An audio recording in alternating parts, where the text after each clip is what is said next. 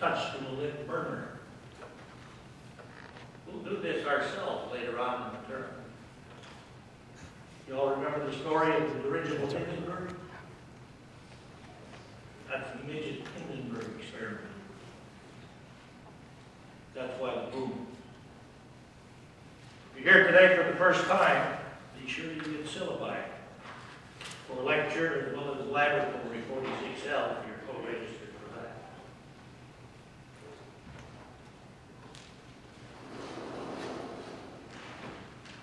This afternoon, or no later than tomorrow, I will develop a chemistry learning center schedule for our discussion instructors and post that to SACI.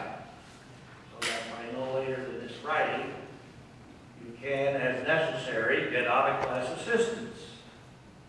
Now, I will tell you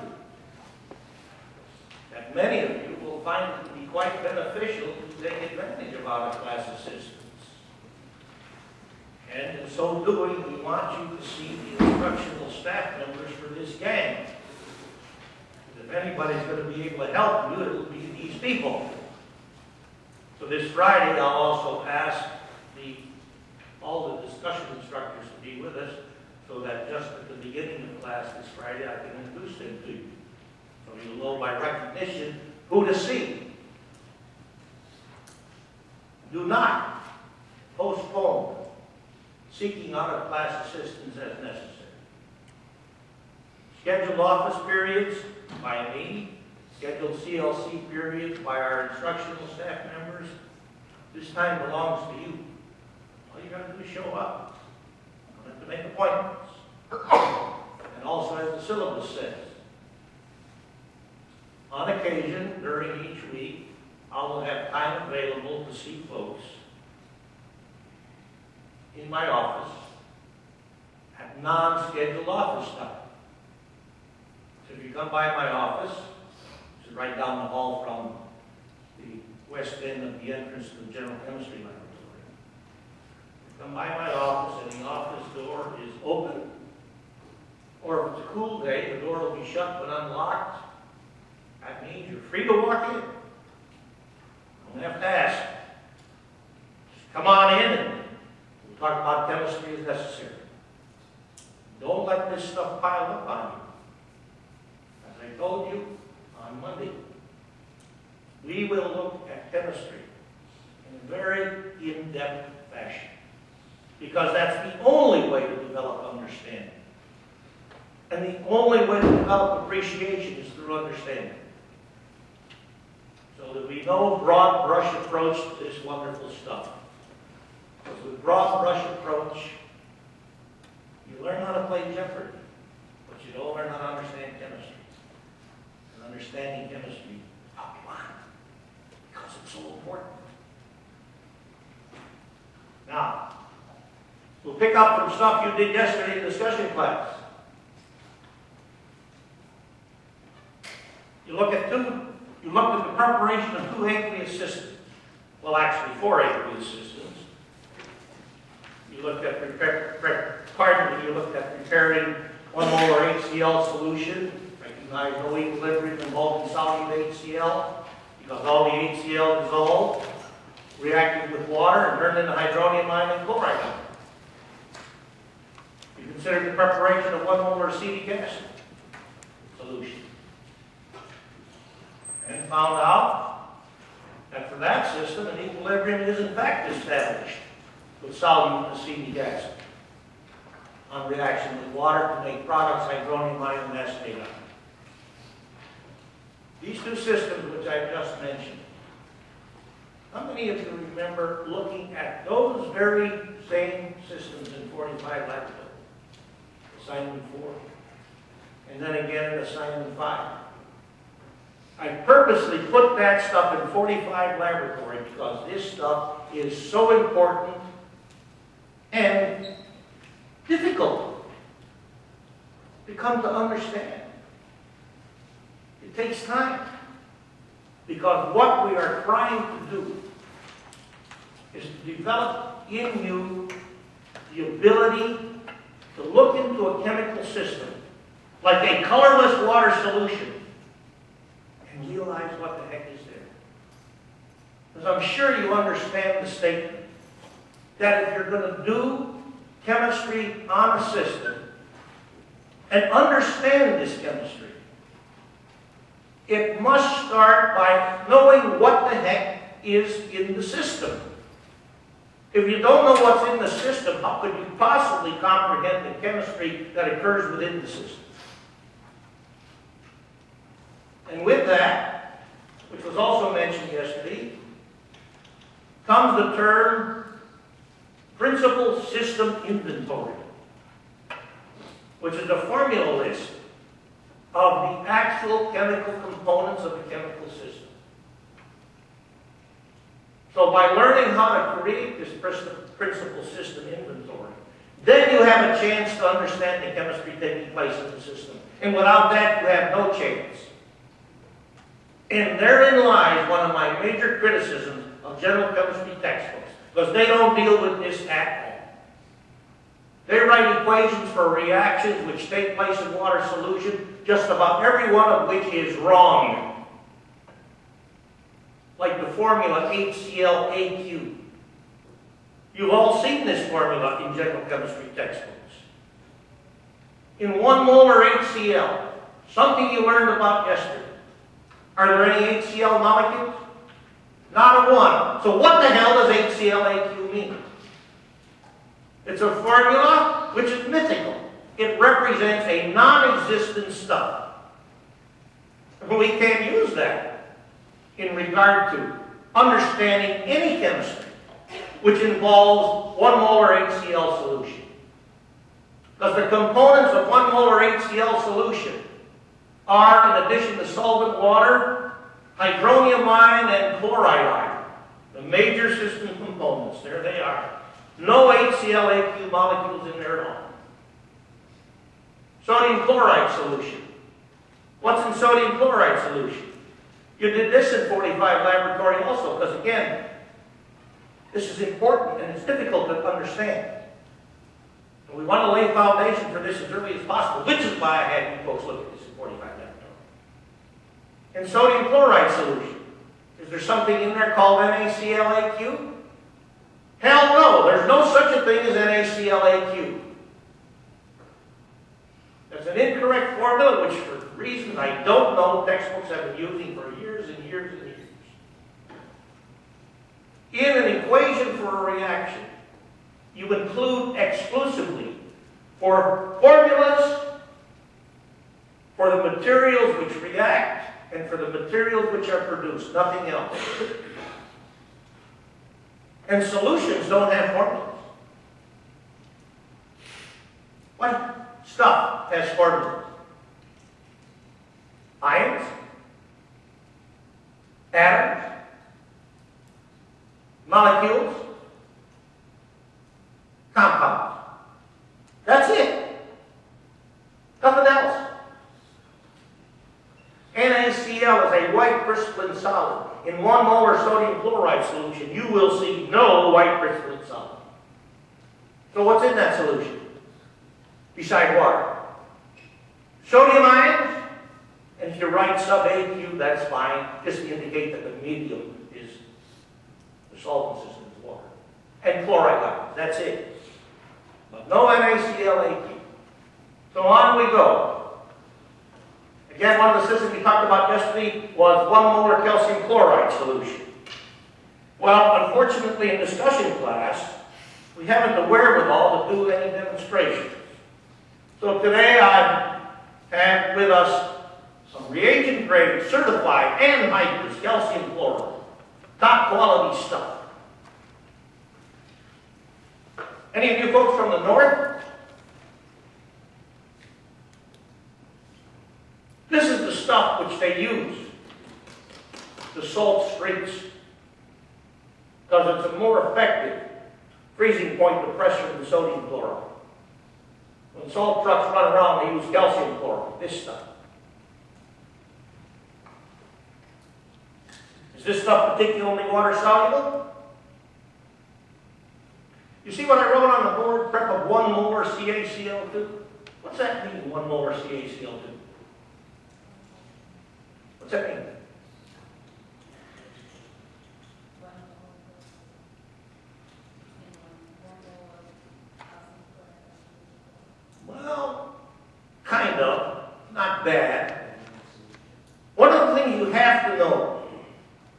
what the label on a bottle means.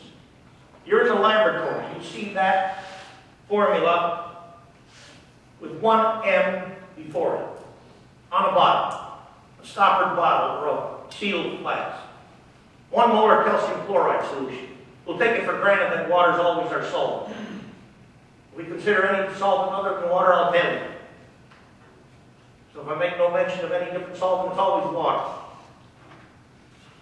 That means whoever prepared this solution, per liter volume of system, in this case the system is water solution, water is the solvent, per liter volume 1 mole of calcium chloride was dissolved.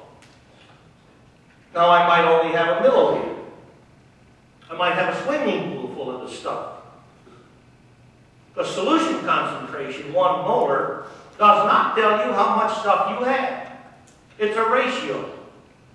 1 mole of calcium chloride as the solute was dissolved for each liter volume of solution that was prepared. But if I want to know how much calcium chloride was dissolved, if I want to know how many calcium ions are in that solution, if I want to know how many chloride ions are in that solution, if I want to know how many water molecules are in that solution, what other solution property must I tell you? Volume, that's right. Then you can figure out how much you have. That leads to the second part of this principal system inventory. The quantitative part, how much. But the first part is what you got. So that's what we'll focus on, and then later on we'll talk about the how much part. Back to calcium chloride solution. I asked the question, how do you recognize from that information that calcium chloride is quite soluble in water? Will you see that 1 M? That means you can dissolve at least a mole of the stuff per liter of solution. That's pretty soluble. So we'll do some of that. Because again, you weren't able to do this yesterday in discussion class. I got a pretty good slug of calcium chloride on my spatula. I mean, I could add a whole lot of calcium chloride and still, by agitation, in this quantity of water, which is about 300 milliliters, you'll see after a little bit of shaking, no white crystals remain. It means all the calcium chloride I added dissolved. That means that reaction so far is a one-way street, a reaction which represents dissociation, the term given to dissolving an ionic compound in water, because when you dissolve an ionic compound in water, the component ions of the ionic compound solute come apart from each other. They separate. And that's our fancy word term for this dissociation, for this separation process. It's called dissociation. Now you also learned yesterday in discussion class, when you make, for example, hydrochloric acid solution or acetic acid solution, those processes each also involve dissociation. But we have a better term than dissociation. What's that better term? Ionization. Why is that a better term? For producing HCl solution or for producing acetic acid solution. Why is ionization a better term than dissociation? Why? Because those reactions, HCl plus water, hydronium ion, chloride ion, HAC molecule plus water, hydronium ion, acetic ion, those reactions not only dissociate the dissolved solute molecule, they also produce ions. They chemically make ions. So we'll call that ionization. You see this? Does this reaction chemically make ions? Does this reaction make calcium ions? Does this reaction make chloride ions? Yes or no? Yes or no? Get used to my jumping up and down and hollering, because that's the way I operate. I told you on Monday, you'll do a hell of a lot of things in here, but sleeping isn't one of them. I'm too noisy for that to happen. Calcium chloride solid. I just showed you some. I'll show you some more. I don't want to spill it.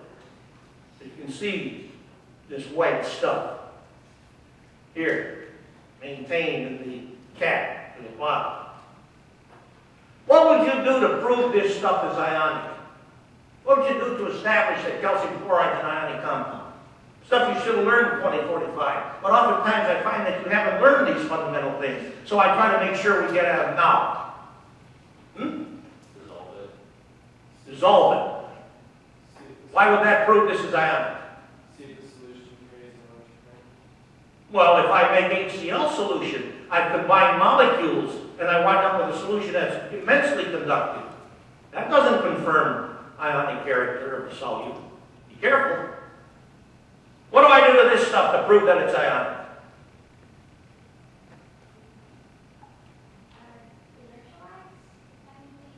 Electrolyte.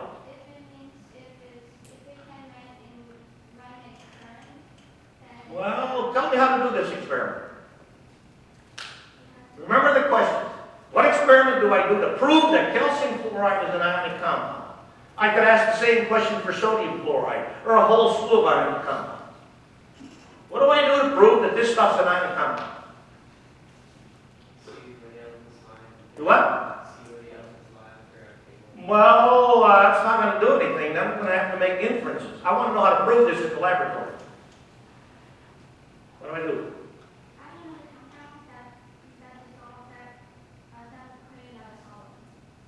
We don't want to do anything with solutions. We don't want to do anything with dissolving. Because we might have a reaction which makes ions, which is what we have with HCl solution and acetic acid solution. What do we do to prove that this is ionic? I can't look at it and see the ions. My eyes aren't that good. Maybe test the melting points. Test the melting point. Well, if I test the melting point for this, let's see if it's on this bottle. The melting point for this stuff is well over 800 degrees centigrade. What would that tell you? Why? Did you learn that one of the properties of ionic compounds is that under normal laboratory conditions, like the conditions which are with us in this room, is that they are always and exclusively what? Crystalline solids. This is a crystalline solid, but a lot of crystalline solids are not ionic, like table sugar. So if I give you two crystalline solids, one is table sugar, one is this stuff, what would you do to prove which one is the calcium chloride ionic compound without making any solution? What would you do? If you're given the necessary gadgets to do this work, what would you do? You're on the right track of melting. I'd burn it. Burn it. Yeah. The sugar would burn before you do that. Well, I understand that sugar has a lower decomposition temperature, Yeah. but that may not confer. Because some ionic compounds, in fact, decompose You can smell it then. rather than melt. Yeah. I want to know what we're going to do if I take this stuff and melt it. What can I do then? Can you break the melting point and run an electric current? Yeah, we want to run an electric current through it. Because this is ionic. But in the solid state, these ions aren't free to move, are they? But if I melt it, in the liquid state, these ions are free to move, aren't they? That's why any molten ionic compound is a magnificent electrical conductor. And that's what I do. Test the conductivity of the melt. That's what proves this stuff is ionic. Which is why I am able to say that this reaction, one we have on the board, does not make ions.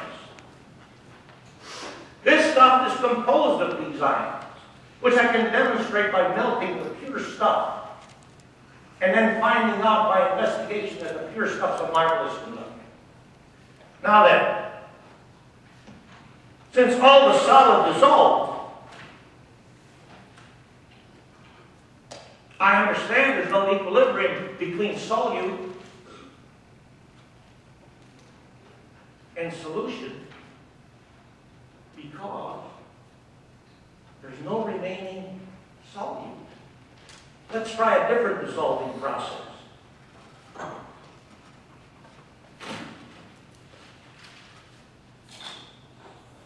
Here I got a jug of calcium carbonate. This is better than teacher grade calcium carbonate. This is teacher grade calcium carbonate. Because chalk is principally calcium carbonate. Got some binders in there to keep the calcium ions, carbonate ions, keep the calcium carbonate intact. you doing with calcium carbonate? Do you know that calcium carbonate is the main ingredient of eggshells? You ever cook eggs by hard boiling? You see the shell dissolve? I trust you don't hard boil your eggs in hydrochloric acid. You dissolve the shell then. Do you know that calcium carbonate is the main ingredient in crustacean shells? Oysters, scallops.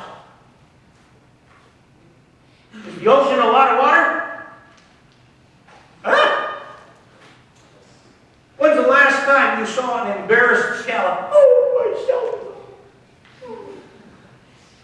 Don't see that yet, eh? Do I know about solubility of calcium carbonate in water? Particularly soluble, yes or no? All right.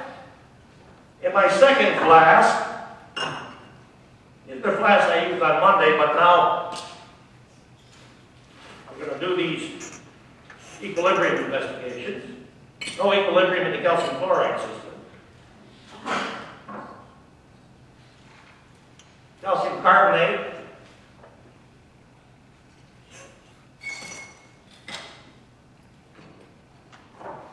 As we did with the calcium chloride, after I added the stuff, I shake it with 300 milliliters more or less of the ionized water. And as I shake this thoroughly, I see this opacity remain, cloudiness. What's this telling me? This non-transparent nature of this system. Is this system entirely a true solution? Students are always telling me, not always, but oftentimes telling me about cloudy solutions. What the hell is that? A solution is a single-phase homogeneous system, and all water solutions are transparent to light. Some less than others because they're very concentrated. No such thing as a cloudy solution. Cloudy system. Because in the solution part of this mixture, I have undissolved calcium carbonate floating about. And now, if I let this settle without further agitation, I will see, because the calcium carbonate is more dense than the solution itself. Because some of the calcium carbonate dissolves. You believe that? Did you find out that calcium carbonate does dissolve in water? Did you learn that in 2045 laboratory assignment 4? Did you? You're damn right you did. You did the work. You remember measuring the conductivity of deionized water in the laboratory and found out you got no radium? Because these handheld conductivity gadgets we have are good enough for our purposes, but they're not particularly sensitive. They don't detect the very tiny ion concentration that's present in pure water. 1 times 10 to the minus 7 molar hydronium ion, 1 times 10 to the minus 7 molar hydroxide. But when you took calcium carbonate, which you made an assignment for, by bringing together sodium carbonate solution with calcium chloride solution, which provided the opportunity for calcium ions and carbonate ions to collaborate each other and make this precipitate, which was calcium carbonate. So you made the calcium carbonate, you filtered it to separate the solid calcium carbonate from the solution portion, and then you washed it with the ionized water to make sure the calcium carbonate was clean. And then you scraped some of the calcium carbonate and put it in 50 milliliters, more or less, of the ionized water, stirred it up. I'm just describing what you were asked to do in 45 assignment 4. And then, on the liquid part, this calcium carbonate water mixture which you made, which I just made, you observed conductivity. Did you get a non-scale conductivity reading then? You did the work. Yeah. I expect you to remember all that stuff. Isn't that rotten?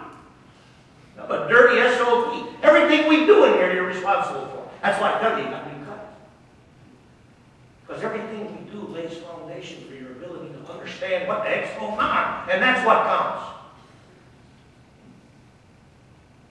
When you measured that conductivity, you got an on-scale reading. Was it a large on-scale reading? No, why? What did that tell you? Specifically, what did I tell you about the solubility of calcium carbonate in water? What did we find about the solubility of calcium carbonate in water with the experiment I just did? Quite soluble, yes or no? Or do you wish to be this embarrassed skeleton? Not very soluble. That's why we see the bulk of the calcium carbonate I added has settled to the bottom. So for calcium carbonate system, saturated, as soon as I write the word saturated, you can immediately recognize that the possibility of the existence of equilibrium is great. But in order for equilibrium to in fact exist, you've got to have undissolved solute, which we see because we got calcium carbonate here, in contact with the solution part of this system. So after this reaction occurs, dissociation of calcium carbonate, which occurred when I made this solution, proved by the work you did in 45L when you observed conductivity of that solution, I can write this. Because as soon as the calcium carbonate dissolved to the maximum amount and gave me saturated calcium carbonate solution, this condition was established. And you already know what this system of double arrows means. It means the system which was established is this. Now, just for fun, but this will be official material when we get to chapter 9.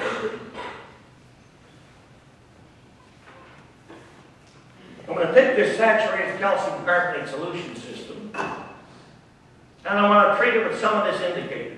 HPHDH, shorthand reference. Anybody know what this stands for? HPHDH. Name is phenolphthalein. You got any familiarity with phenolphthalein indicator? Did you use phenolphthalein indicator in 2045 laboratory? And you found out with phenolphthalein indicator. When you titrated vinegar solution with sodium hydroxide solution, that when the quantity of hydroxide ion, the molar quantity of hydroxide ion, exceeded the quantity of HAC molecules which were in the vinegar solution, what does phenolphthalein stuff do? It turned a red-pink color, didn't it?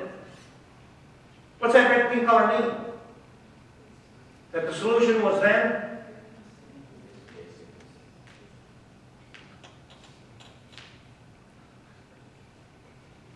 basic, right?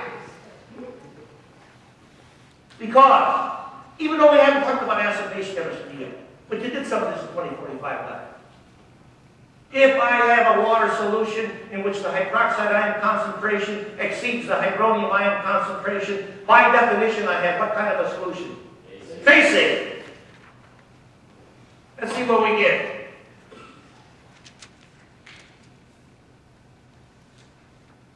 Uh-oh.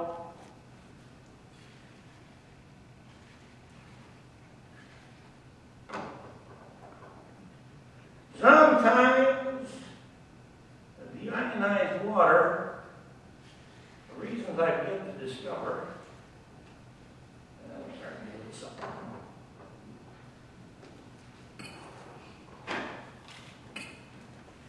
Give it another black stick.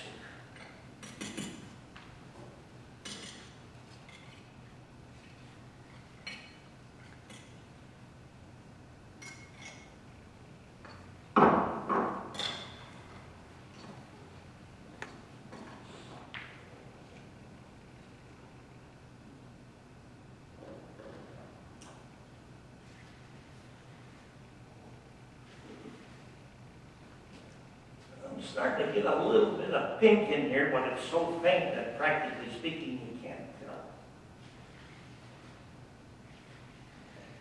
Let's try one more shot.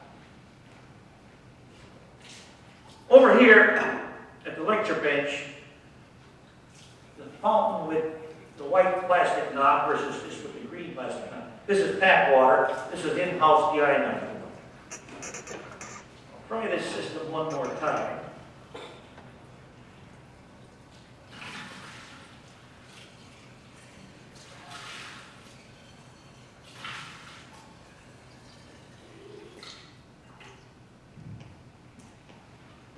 See if we can get some better results. Ah!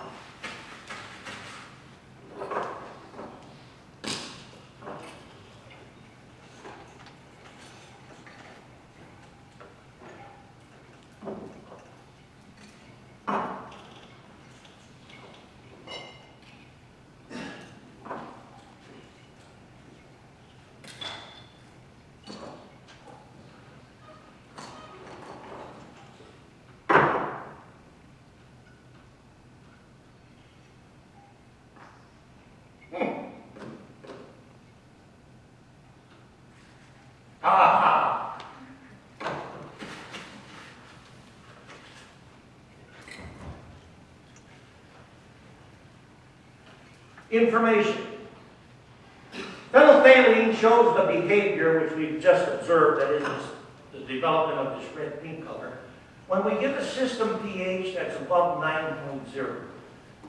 Now, further studies, which we'll talk about in Chapter 19 in much greater detail, will show that this system that I just made, saturated calcium carbonate solution, has a pH of about 10.0. And again, even though we haven't talked about acid-base chemistry yet, I'm pretty sure you know that a pH above 7.0 corresponds to a basic system. A system in which the hydroxide ion concentration exceeds the hydronium ion concentration. So guess what? For the calcium carbonate equilibrium system, which we've just prepared, we found that this equilibrium was established. So we could write the equilibrium constant for this, which you did yesterday,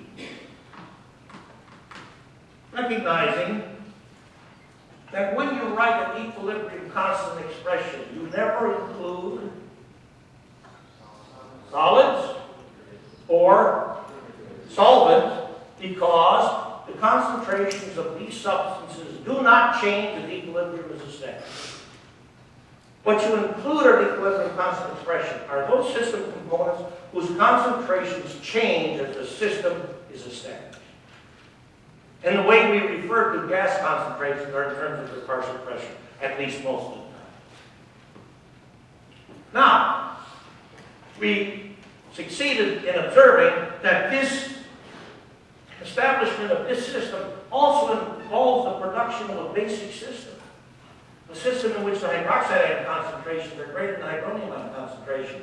So somehow, some way, producing that system had to make hydroxide ion. So, I'll write this reaction. Because this reaction shows that calcium carbonate, on being dissolved in water, also reacts with water. You see how that must be the case?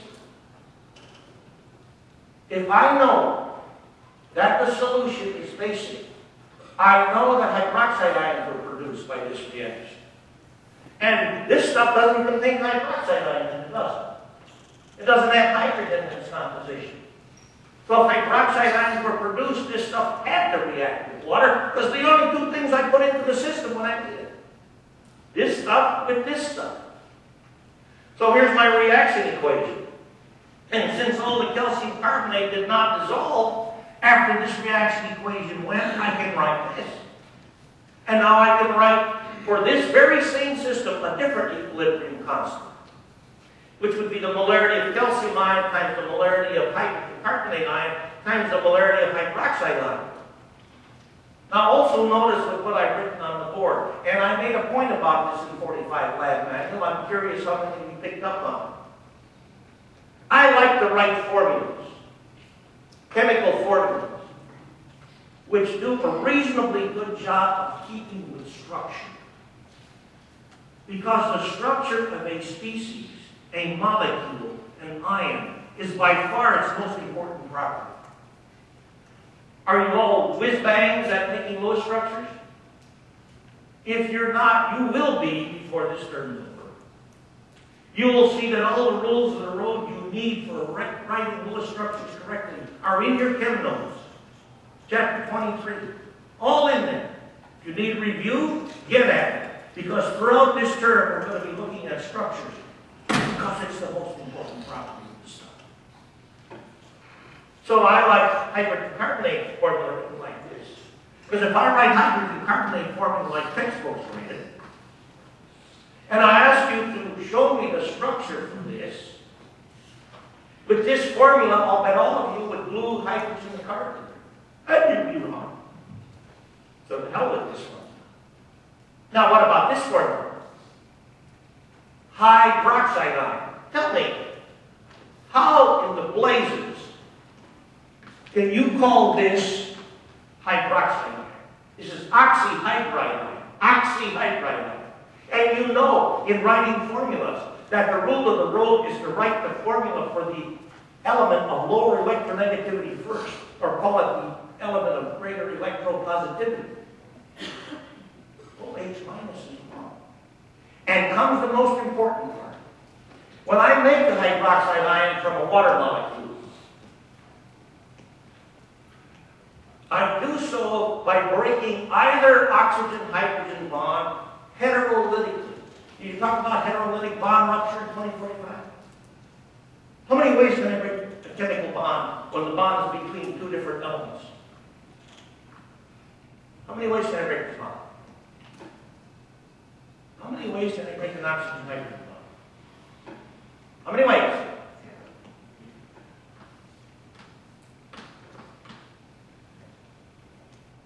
How many ways can I break this bond? I gotta vote for one, you gotta vote for two. Both votes are wrong. But I won't penalize these people because they voted. Can I break the bond like this? And all the electrons after breaking the bond stay in the valence environment of hydrogen? Can I break the bond like this? Which is homolytic bond rupture. Because remember, this state really simulates a shared electron pair. And if I tear that electron pair in half, then I will make atoms. If I break the OH bond like this, I'll make an O atom and an H atom. But what about breaking the bond like this? That's the third way. If I break the bond like this previously bonding electron pair winds up to the valence environment of oxygen. Do you think that's more likely? Yes. Why? Because oxygen is much more electronegative than hydrogen, isn't it? And when I break the bond like this, which is exactly what I do when I make a hydroxide ion from a water molecule, I do formal charge analysis, and I find that the formal charge created is minus and it's on oxygen, which is to be expected, right? Because oxygen is more electronegative than hydrogen, isn't it? We just found that out in breaking this damn bond. So if you write this formula, you're wrong. But if you write this formula, ha-ha, now you're doing chemistry. And I mean it as sure as I stand here. There's no chemistry book that's getting in my classroom that writes hydroxide ion OH minus because it's wrong, damn it. And when these people who teach this stuff tell me it's okay because it's tradition and everybody does it that way, I tell them you can stop your tradition because it's wrong. You think I have an attitude about this stuff? You already know that, don't you? Why do I have this attitude? Because I want us to understand. That's why. Because the main purpose of writing formulas is for communication. And when I write OH minus, I have written a formula which is a lie in oh so many ways, I can't even believe it. And I'm not doing that junk. Now, if you write OH minus, I won't really get mad at you. Because I know you've been programmed with this junk. But the textbook author who writes OH minus, I have no use for that person. None whatsoever. It's their job to be sharp and clear in their efforts to communicate to you folks. Because you're the ones who are trying to learn, and they're the ones who sure as hell ought to know better. But don't. On we go.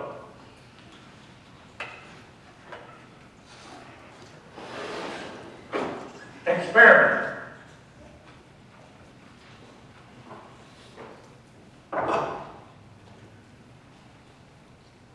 Equilibrium experiment. We have before us two cylinders, labeled A and B respectively, and two flasks, labeled A and B respectively. Here's what we have before we produce the final system.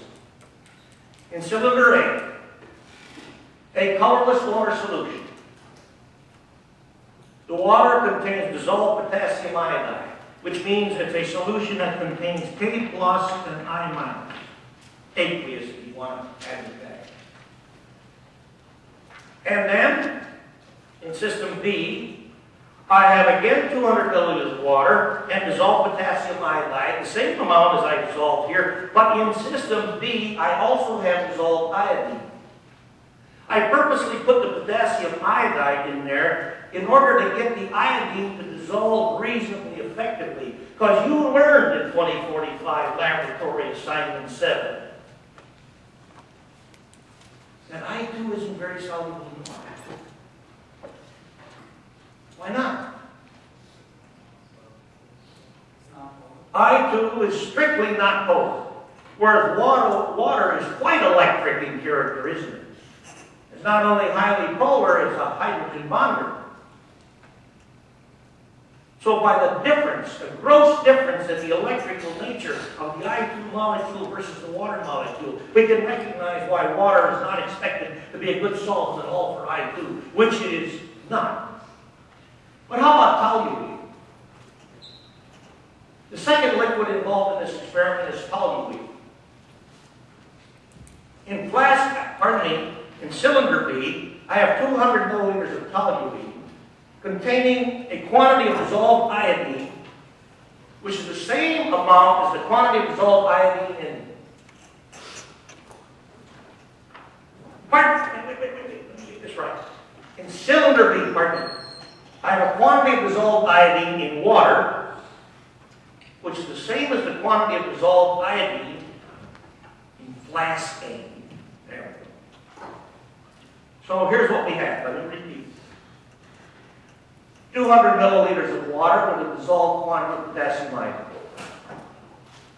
200 milliliters of water with a dissolved quantity of potassium iodide. It's the same as what I have in cylinder A. Plus a quantity of dissolved iodine. The I minus is in there so that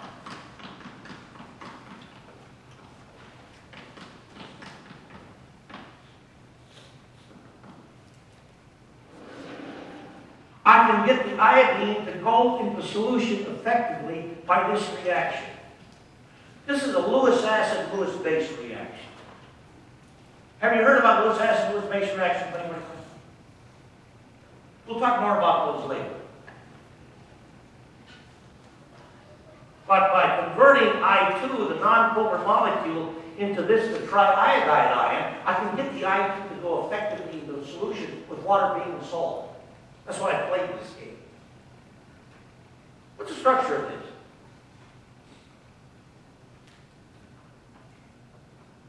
this? When we meet on Friday, I will expect you all to be able to tell me the structure for this and the hybridization for the central iodine atom. Now let's proceed.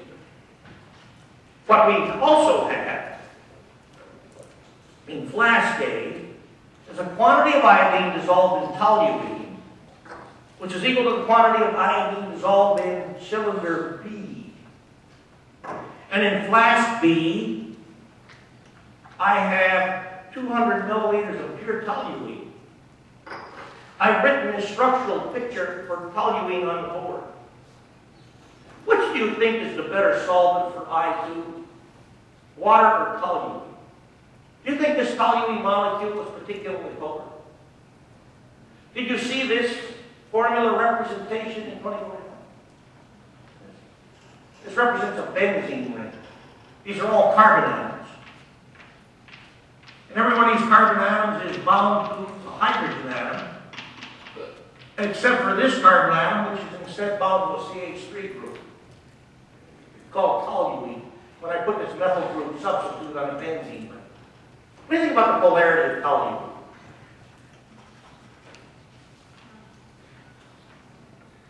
You think it's slightly polar? Does this look like a perfectly symmetrical chemical system? Not perfectly symmetrical, but highly symmetrical, but not perfectly so. It's a slightly polar molecule. So since this is slightly polar, we shouldn't be surprised to realize that toluene is a much better solvent for I2 than water. Now then, what are we going to find when I take the contents of flask A and put it in the cylinder ring, and flask B and put it in the cylinder B? Because, we'll do that right now.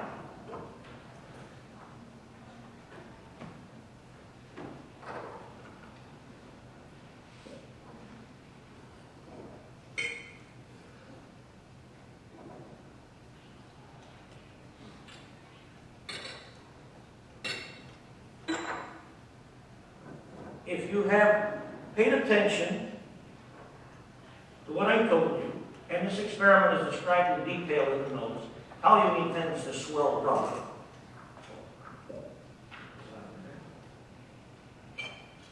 And this also shows you that toluene is not miscible with water, that's why we see an interface. And it's less dense than water, that's why the toluene phase is on top. But if you paid attention to what we said, we have 400 milliliters total liquid system in each. 200 milliliters toluene in each, 200 milliliters water in each. Same amount of dissolved potassium iodide in each water phase, which is the lower phase. Same amount of dissolved iodine in each cylinder, which here is initially in the toluene phase, and here is initially, at least was initially, in the water phase. Are these systems in equilibrium? Compositionally, they are identical.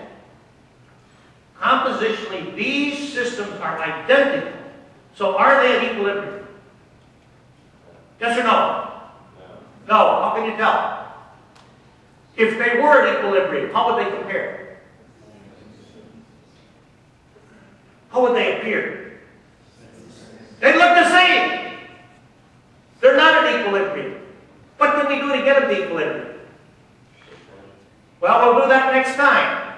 Bearing in mind that what I'm going to do from now till Friday is to let these two cylinders stand peacefully, recognizing that in each cylinder, the only way I2 can pass between the two immiscible liquids is here at the interface.